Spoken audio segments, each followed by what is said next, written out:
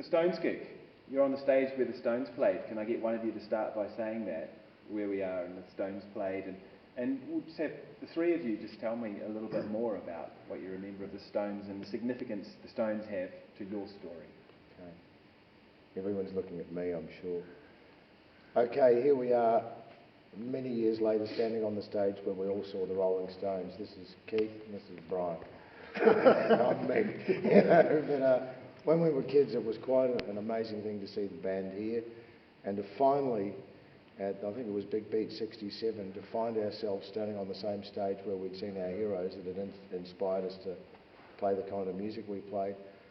Well, I can only speak for myself. I couldn't believe it. You know, I think, wow, I've hit the big time. I'm in the Civic Theatre. And what do you got to say about that, Vaughan? Well, when we sort of came out on stage here and were playing, just the audience reaction, like the audience sort of cheering and all the yelling and the carrying on, and it just felt like you'd actually made it, you know. Yeah. It was like we'd paid them. Yeah. You know, but we did walk on, and everyone, as we've mentioned at the time, was extremely well suited. They'd spent a lot of money on our attire, and we might have been dressed in what we picked up off the floor beside the bed that morning, which would have been rather colourful. Yeah, I think we played Elmore James that night, didn't we? Yeah. We did, yeah. Goodbye Baby, wasn't it?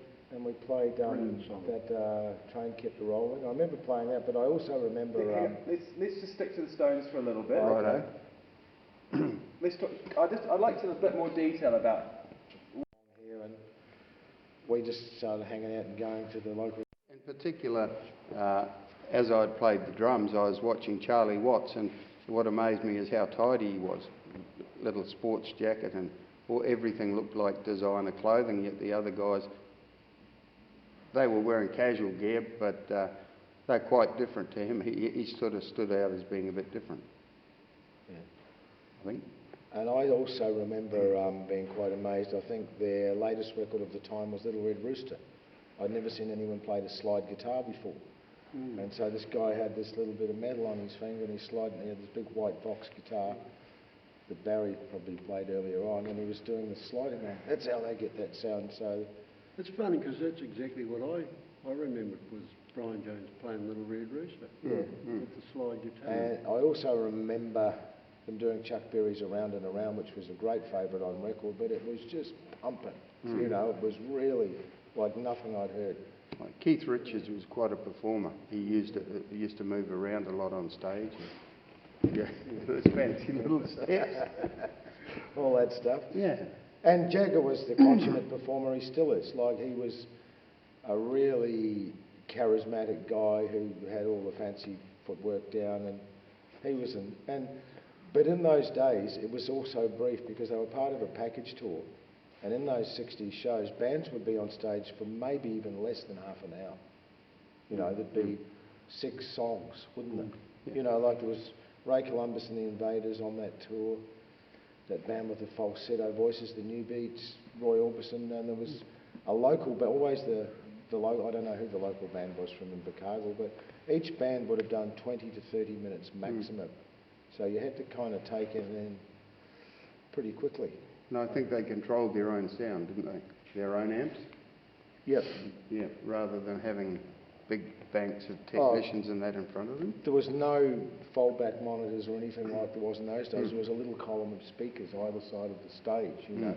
But that's how everyone performed at the time. But the sound was so big and very professional. And always very small amps, like none of these big Marshall stacks, just like little Fender and Vox amps, weren't they? 30-watt things, yeah. Can we just, Spencer, you okay there? Your Nikon's working okay? Yep, it's rolling.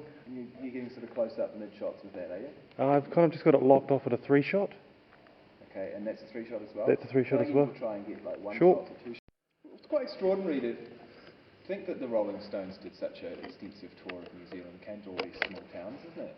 And Roy was an amazing tour.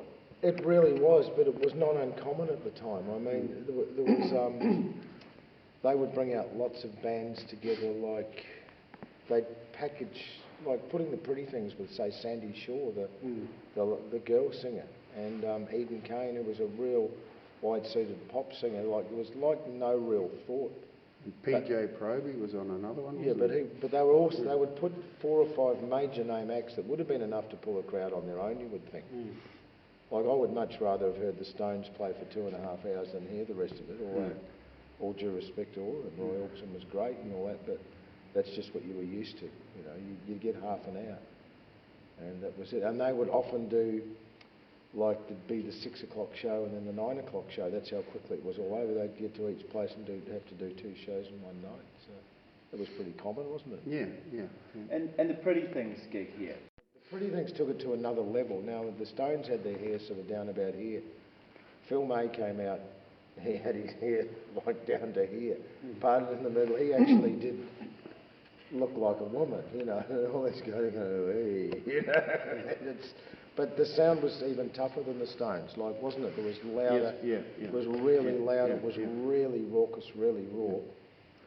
And even more inspiring for me. And I thought, God, these guys have taken it to another level, you know. And I didn't think consciously, how far can we take it? But it kind of went like that. Not that we ever reached their heights, but it was like seeing something like that. It was like, well, you can do anything now.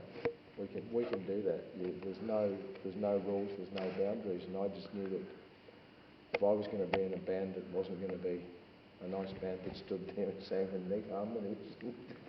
Not that I probably could have, but I met the right people. There's 2 of them. I guess you could make... Young musicians our age in every city in New Zealand would have done the same thing. There must have been a lot of bands sprung up after that. Like, we went to Dunedin, The and third there chapter was were there, guys weren't they? playing a similar repertoire to ours, but and all Not that, down here though. but not in Invercargill. But you know, through the country, I'm sure the Pretty Things and Stones had that effect. But so did the Beatles, you know. But as apart from being a punk band, the Pretty Things, their repertoire was basically rock blues. That's where they got a lot of their influences from, wasn't it? Yeah. You know, like Roadrunner and other hits they had, they were derived from Negro musicians a long time before, whereas punk bands were inclined to just be yelling and screaming and antisocial, so far as I could see. You know, they weren't blues based. But there was a thing about the Pretty Things that I think that lyrically, like the Stones, when they did Little Red Rooster, they would faithfully try and recreate something as much as they could, like the Chicago blues bands. The Pretty Things didn't. They took it somewhere else, and I mean, one of the Beatles are going, you know, I want to hold your hand, and you know, even, you know, Mick Jagger singing, you're going to tell me you're coming back to me. Phil May's singing out there singing, Hey, and Mama. Don't Bring Me Down. And then I laid her on the ground, my head was spinning round, Don't Bring Me Down. I'm going, it's a bit better than I want to hold your hand, you know. And, so lyrically, you know, being the singer, I was getting into the lyric thing, and the Pretty Things were a lot more risque than anything. And that's when I thought, gee, But after this you is started really singing that stuff, you were a lot harder to control. That's true. So that's, I think, the difference was the Pretty Things songs, they were a lot wilder. Yeah. They were just a lot wilder. One song, Hey Mama, Keep Your Big Mouth Shut, and that lyric went through over and over again, and you get all these people coming to the dances to hear that, all dressed up with their nice little belts and their coiffured hair, dancing around like this, and it sort of spun them out, didn't it? Yeah, well, they'd be like that one week, and the next week they'd be coming in jeans and wanting a drink. We were very accommodating. Well, let's talk about that, the impact that... Well, it sort of started to take off. When the Beatles cover groups were playing, everybody came very tidy. When we were playing, they started dressing much the same as we did. We often had parties after dances and shows and things we played at in a flat we had on High Street, and invariably you get some of the people coming down, and these parties could go for 3 days, and it ended up that you got this whole subculture in Invercargill that became our party crowd, but when we were playing would come to where we were playing as well. And then you started getting Dunedin people coming down to come to our parties. People that had seen us in Dunedin that would, we'll go down to one, because it was all... So the party would spill onto the stage, is that what you're saying? And it was all alcohol and music. It was pre-marijuana and all this kind of stuff days, you know, in Invercargill. So it was just drinking and music, having a good time and throwing out people you didn't like.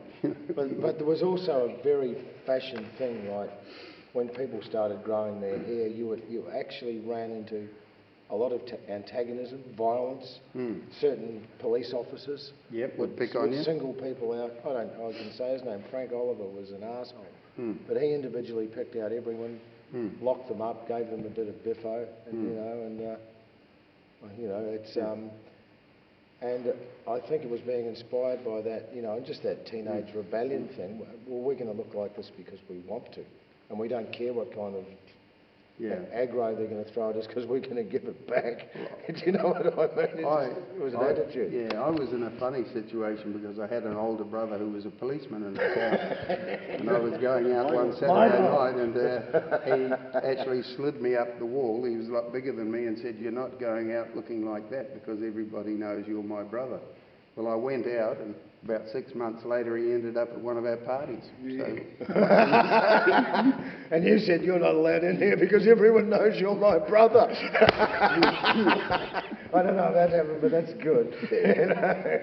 No, that was down at Ern Street, and I remember we had that big pewter mug with the glass bottom, and he wanted to be tough, and he decided how quickly he could drink one of those, and we had to stopwatch out, and I beat him. I beat my beer drinker.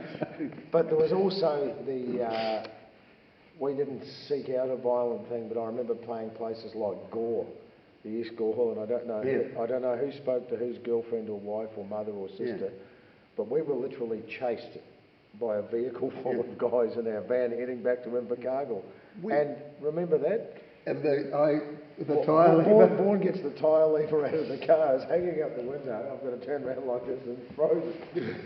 Goes smashing into the windscreen of the car. Smashed the windscreen. And they ride off the road and we go, phew, we're on the way home. But I mean, that was not an uncommon, that's a classic example of, you play the country towns like Gore and Wanaka and the local youth and the farmer guys, they just really couldn't handle us, could they? No, just how we looked. And gradually it seemed to get rougher because this Ern Street thing, I can remember a phone book arrived and somebody wanted to hang it on the wall, so they got out a 303 rifle and shot a hole in it and hung it on the wall. And a few days later, some boys from Bluff broke into this flat in the middle of the night and got people in their sleeping bags and beat the hell out of them. Graham Paul. That's right. So you were sleeping with a 303 rifle beside your bed in case it happened again. So that's pretty heavy stuff. I don't think they were Bluff boys, I think they were from nightcaps. Were they? But it was like We'll find out. We're looking for you guys. I was there that night. Yeah. Are you okay there, Spencer? Yes. Yep. Okay, let's just talk about your performance here, and I need you to introduce... Let's have a click in there, just be careful. I just need you to introduce the topic by saying... I've got grandchildren, can you edit that please? No, I don't care, they know. Big Beat 67 was a fundraising tour put together by the guys from the Southland Times. They got the Unknown Blues on board. The posters billed us as the Wild and Savage Unknown Blues. They had lots of the local acts, Dave Kennedy's band, Anne Rutherford, and lots of players. They were giving money to old people's homes. The grand finale was here at the Civic Theatre. It was called Big Beat 67. And we found ourselves on the stage that we had seen the Rolling Stones and the Pretty Things perform on. And that, while it's still standing here today, I remember that. My hair stood up, my arms were working, and I thought, God, I thought I'd really made it there. And I think we turned in a good rocking performance that, did our heroes proud. So what are you guys going to say about that? Didn't you play a Wilson Pickett number? Sing a Wilson Pickett number? Probably. Land of 1,000 somethings? No.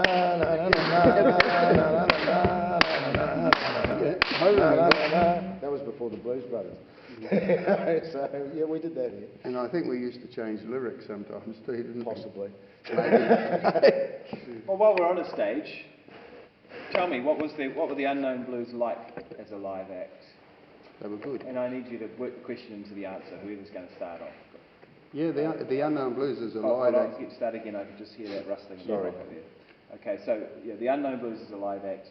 The Unknown Blues as a live act, once we'd done a few shows together, were pretty good because we were very tight and the kind of music we were playing we could bounce off one another. For instance, I was the lead guitarist, Barry was the rhythm guitarist, but sometimes Barry would take it into his head, I feel like playing a little bit of lead, and you'd hear this lead coming through, so I'd just drop back into rhythm. Hoagie and I knew enough about each other's styles that he would play a bit of harmonica, I could answer him on the guitar, and it was very fluid, and it just, we seemed to know what we were doing. The drummer fitted in well. Wobbly was great because Yeah. he'd had a lot of Yeah. he'd had a lot of experience before us. He was a Yes. professional drummer in those bands from the era of Cliff Richards and the Shadows kind of thing, and he was a little bit older. So he added that, you know, whatever we were doing, he kept a really solid thing. So Although, no, he used to drag sometimes, and I used to have to use the neck of the guitar and go like this to speed him up, and I can remember That's when he was drinking. one night in the Cellar Club I did that, and I turned around because it wasn't speeding up, just in time to see him dropping off the drum. So another drummer had to be pulled up from another band to keep it going. So we were a good professional act because he just got kicked out of the way, another drummer Another sat on one the took bridge, over. just like the Pretty Things. I remember another night at the Cellar Club, I disappeared for a while, and Chris Brett from the Third Chapter came up and took my place. What were you doing? I was lost down a driveway. Alleyway. An I remember alleyway. that. Yeah, alleyway. Yeah, no, it was very tight. But I think mainly between Barry and myself and Hoagie, because the other two were more or less providing Just holding beat the rhythm. and holding everything together. Well, like all rock and roll bands, Yeah. but they were good. You know, Yes. they kept it going, and they gave us plenty of room to bounce around. Yes. Were there any other bands around here that sounded like you guys? No. Not when we were here. I mean, I really don't believe so. Because if I need you to work somehow. Okay. Yes. Well, Dave used to get the records in from America or England and that. They'd never even heard of those songs, most people. That's Yeah. right. Yeah, that's another story we were talking about amongst ourselves earlier. No one sounded like us at the time because I discovered a lot of the bands we liked, their records weren't getting released until about 3 months after they were released in England or America here. So I was getting magazines like Record Mirror, Melody Maker, and the small ads in the back had shops in London like Doe Bells and that where you could get records mail order. At that time, you could only get a 50-cent or 5 shillings as it was, postal note from the post office. That's all you're allowed to send out of the country every day. So I would spend my lunch hours downtown hustling people to go in and buy me those. And I was importing lots of records with reviews I'd read on overseas, and our repertoire was pretty far advanced towards Yes, all yeah, like that yeah. song, Land of a Thousand Dances, and Yeah, lots of yeah. Even Stones and Pretty Things that we covered. We were doing them 3 months before the local bands heard them. I Because think we were getting them in by email. even Jimi Hendrix, Hey Joe.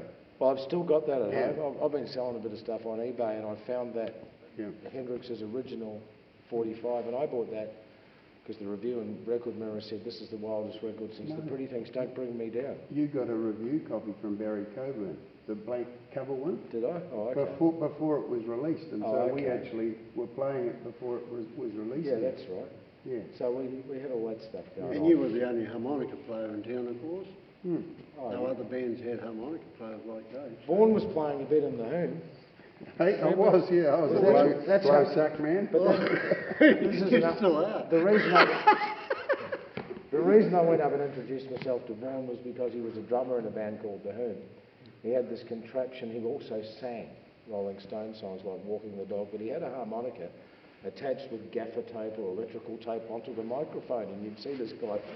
I thought, this guy's really cool. You know, he's a harmonica playing drummer. There was no harness. It was actually taped to a microphone. Is that correct? Yeah. And I remember probably one of the first times I ever played, making myself known to Vaughan, saying, can I play? Can I play? You know, whatever. And got up doing some song terribly out of key. But I'm just going to say about the Unknown Blues, how we got good, and I think we got really good. So much of it's down to Vaughan. And I'm not saying that because he's here, because Vaughan had been in bands.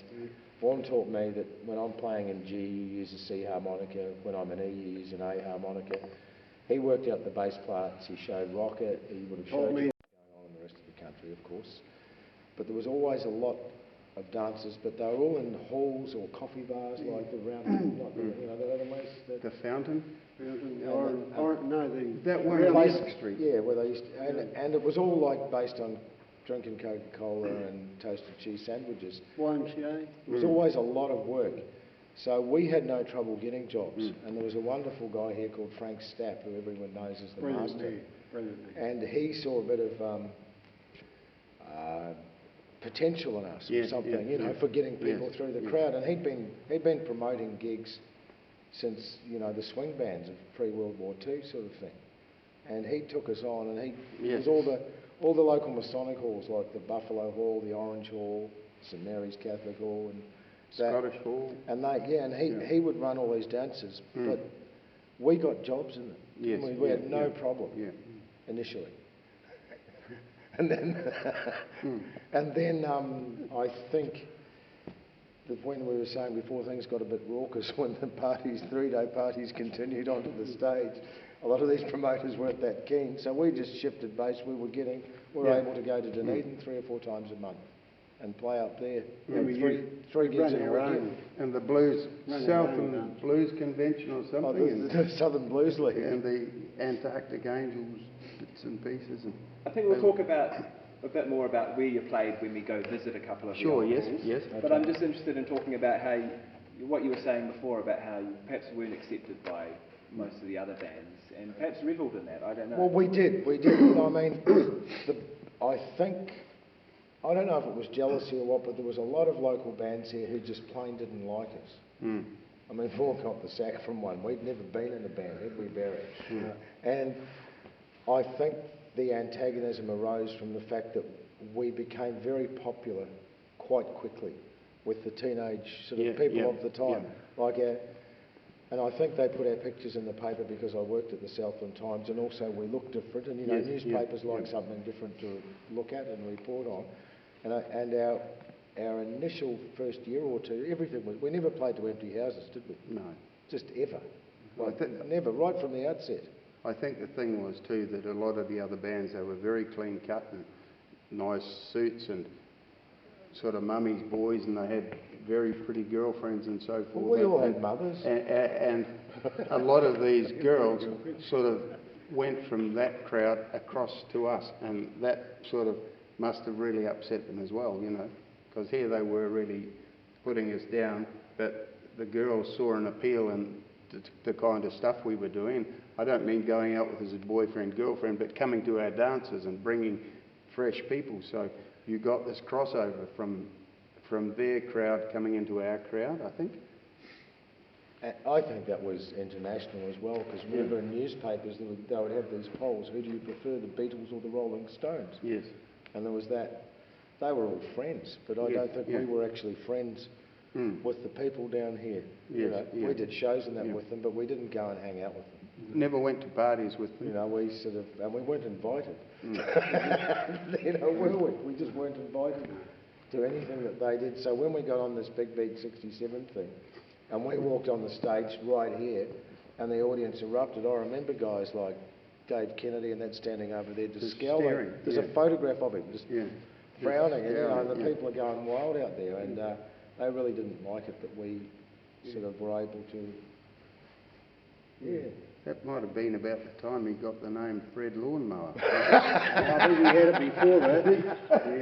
You mentioned that girls starting to gravitate towards you in your shows. What do you think the appeal was to girls of your... Can't you tell just by looking at it?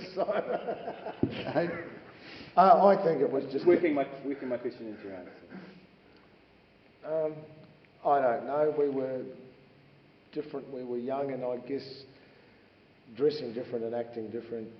It wasn't just boys who were doing that. There was a lot of the young ladies as well, and we enjoyed their company.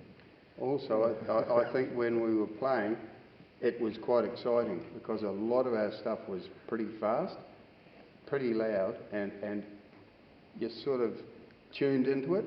I think whether you were playing or whether you're part of the audience, because I know when we went to the Cellar Club and watched other groups doing the same material we were, it was really great just to sit and watch and hear it and sort of feel getting into it. So I think there was...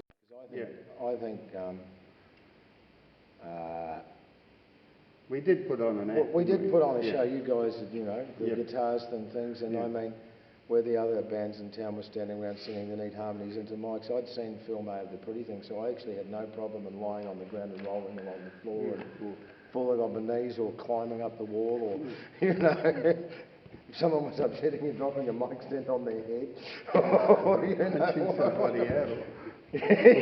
whatever. Or if a go-go dancer wouldn't go out with you, just launching her off the stage from behind with the guitar. Remember that at the Sunset Strip? Yeah, I do. There's a young lady Oh, present. Anne Rutherford. Was that the one? No, it was a Dunedin go-go dancer, and she was dancing away and she just didn't want to come out with me. Who was the ladies' man of the group? Was there anyone in particular? I don't think so. No, I think it wouldn't be. I don't think so. I am still St. David. Although I can I'm a remember. Catholic too. I can remember at the beginning of the Unknown Blues, David did have his philosophy in his head, and Very Catholic. there was a really beautiful girl that the founder of the Antarctic Angels, Roy Reid, brought along to some of our dances and parties. Her name was Bambi, and she had a camel coat here and hair down to here, private education, and I was smiling at her, and Hogan came over and said, "You stay away from that Catholic girl." Later in the evening I saw he was with her. Like to dance around with towels like a belly dance or something. And Wamba used to like to do things as well. Hang on, guys. You just get a bit closer to me. Just Okay, yeah. so Dave, you're on that. I'm on the cross, I'm the Catholic. That's right. How did we get up there? We're getting excited. See, we're just warming to these cameras and lights. It's like the good old days. I think we'll wrap it up fairly soon, but Yes. let's talk about the three people who aren't here. Yes. Start off with Phil Sharman. Tell me briefly who Phil Sharman was and how he came into the Unknown Blues. Was a lifelong friend of mine, and the whole idea of forming a band called the Unknown Blues, and I even think the name came from Phil and I. We lived in the same street, and